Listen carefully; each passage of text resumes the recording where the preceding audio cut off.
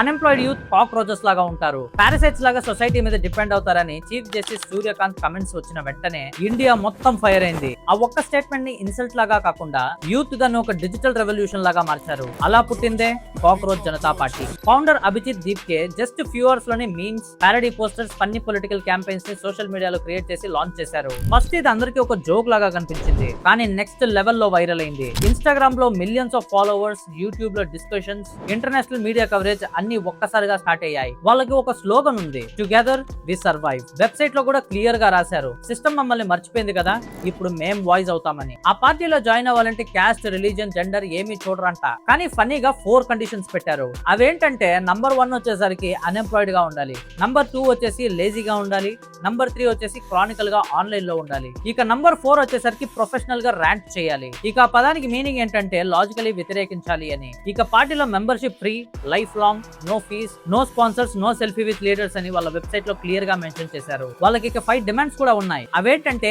Independent media. ఈ point అయితే logical గానే ఉంది. ఇండియాలో చాలా వరకు పెద్ద మీడియాస్ అన్ని కూడా బిజినెస్ మ్యాన్స్ చేతుల్లోనే ఉంటాయి. అయితే అంబానీ వై ఉంటాయి, లేకపోతే అదానీ వై ఉంటాయి. వాళ్ళు చెప్పిందే శాసనం. సో ఇవేవి ఉండకుండా ఇండిపెండెంట్ మీడియా ఉండాలని చెప్పి వీళ్ళ ఫస్ట్ డిమాండ్. ఇక రెండో డిమాండ్ ఏంటంటే ఎవరికి నచ్చినా నచ్చకపోయినా ఆడవాళ్ళకైతే చాలా వరకు నచ్చుతుంది, 50% ఆఫ్ విమెన్ రిజర్వేషన్. ఇక హానెస్ట్ ఎలక్షన్, పొలిటికల్ డిఫెక్షన్స్ ని బ్యాన్ చేయడం లాంటి టాపిక్స్ ని రేస్ చేశారు. అంటే ఫర్ ఎగ్జాంపుల్ ఎవరైనా పొలిటీషియన్ ఒక పార్టీలో 2 ఇయర్స్ గానీ 3 ఇయర్స్ గానీ ఉండి వేరే పార్టీ విన్ అవుతుంది అనగానే వాళ్ళ పార్టీలోకి జంప్ అయిపోయే పొలిటీషియన్స్ ని 20 ఇయర్స్ వరకు బ్యాన్ చేయాలని చెప్పి వాళ్ళ వెబ్సైట్ లో ఒక డిమాండ్ గా పెట్టారు. ఇవన్నీ చూడడానికి మనకి ఫన్నీగా అనిపించొచ్చు, కానీ లాజికల్ గా ఆలోచిస్తే దెర్ ఇస్ అ పాయింట్. కొంతమంది ఇది జస్ట్ ఒక మీమ్ అంటున్నారు, ఇంకొంతమంది ఇది ఫ్యూచర్ యూత్ రెవల్యూషన్ అంటున్నారు. కానీ ఒక్క విషయం మాత్రం క్లియర్, కాక్రోచ్ జనతా పార్టీ ఇండియాలో జెన్సీ సోషల్ మీడియా పవర్ ఏంటని క్లియర్ గా ప్రూవ్ చేసింది.